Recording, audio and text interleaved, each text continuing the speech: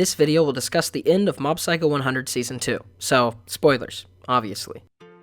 The last episode of Mob was almost everything that I could have wanted it to be. The action, animation, character growth, and even how nicely they tied up many of the characters' futures, even if just shortly, led to a very satisfying ending for the second season. Something I found extremely impactful, however, is the way that Mob masterfully moves between its theme of empathy, as I covered in my own video on episodes 1 through 3, and how it moves into a more specific path on how one should live their life.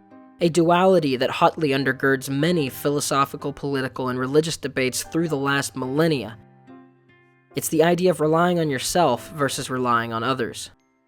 Both extremes to this idea claim sole reliance on their own side, but in all reality, those are both hard to sustain in isolation. They need each other, and Mob Psycho 100 gets that. Starting in the arc with Mogami in episodes 4 and 5, he tries to drive into Mob the way that the world seems to be arbitrarily unfair to people based on characteristics that are often beyond control.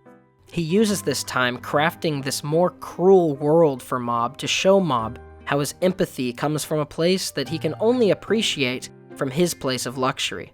Mob almost gets sucked into this mindset, the mindset of a vigilante justice, before Dimple reminds him of his own ideals, and he comes out stronger. What Mob learns in this arc is that the world is cruel and unfair towards others, and in ways that are not equally distributed. But just because life may give you a bad hand in situation, it doesn't justify you taking that out with your own hands on others and making their lives worse.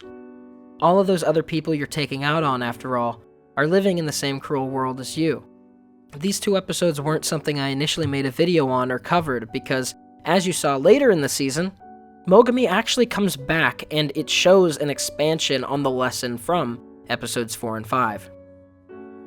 You see, all through Season 1 and a part of Season 2, there is always this concern that people are using the generosity that Mob has to walk all over him or twist him for their own benefit. It's the idea that if you are only nice, people will use you and abuse you, knowing that they will not face repercussion. This is a genuine point that is driven home lots of small times throughout the season, but is probably the most effective in Reigen's arc that I covered for episodes 6 and 7, where Reigen tries to appeal to this abuse, saying his friends are only being friends with him for illegitimate reasons. The irony, of course, is that by saying this from a place of ignorance, it is actually Reigen that is trying to manipulate Mob in this way. So, when Mogami finally comes back later in the season, he gives advice. And while Mob may have taken it in a different way than intended, he takes it the correct way for what the story is trying to say. Sometimes you have to be hard on people. Sometimes lying down is going to have people walk over you, so sometimes you have to have the own self-respect to stand up, to tell people what maybe they don't want to hear, to show that you have respect not only for yourself but for others, for the sake of establishing this self-respect and for being able to better convince others to change. This is a key point to managing and mastering the initial empathy that was pushed heavily at the beginning of the season. Knowing when to stand your ground and when to make sacrifices for the things that you stand for. Not letting yourself be walked over, but standing firm in a way that displays respect, civility, and empathy.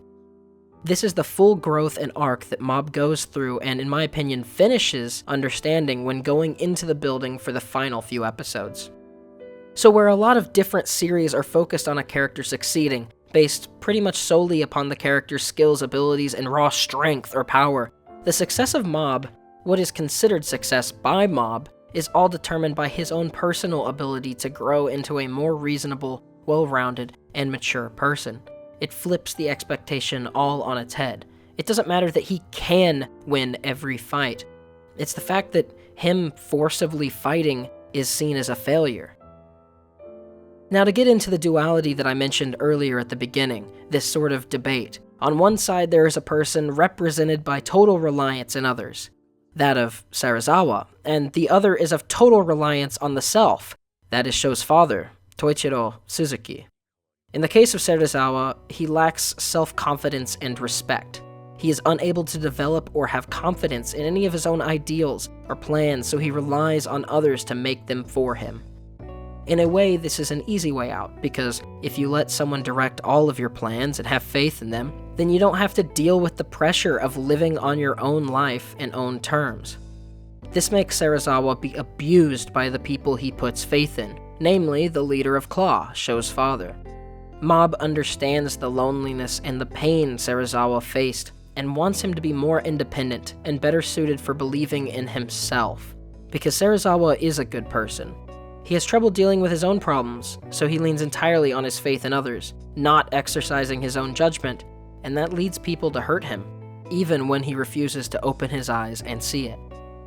On the radical opposite is the leader of Claw, Toichiro, who is a man, due to his immense power, that has never had to rely on others, and has always gotten what he wanted by force. But these lack of connections and bonds robbed him of some of life's most precious gifts. The gift of other good people.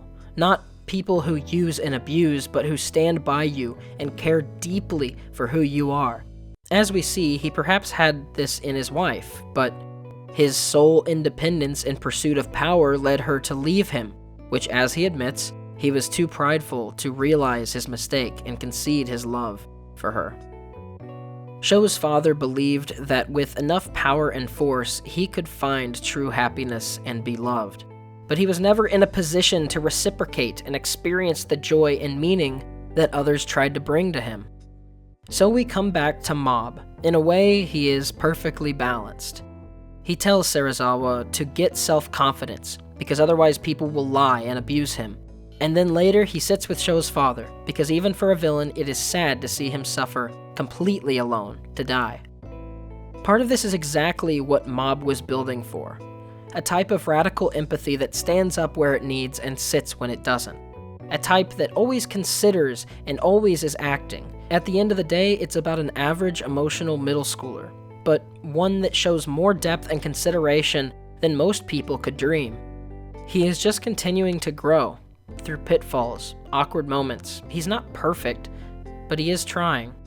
And that's the big takeaway I think everyone can benefit from. Don't rely entirely on others to shape and move your life for you. Don't rely entirely on yourself to always be happy. But always consider the other people you meet, because you never know what kind of life situations and suffering that they have been through that bring them where they are today.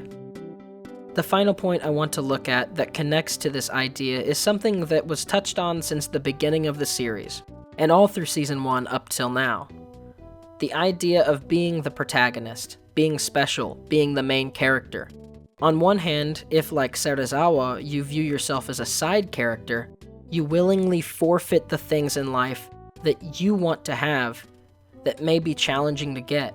On the other hand, if you use power to force yourself as the protagonist that the world bends for, you won't have many side characters or much of a good story.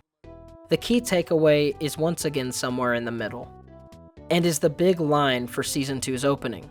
Your life is your own. You are the protagonist of your own life, so all you can do is make it a story that's good enough that other people find that it's worth telling.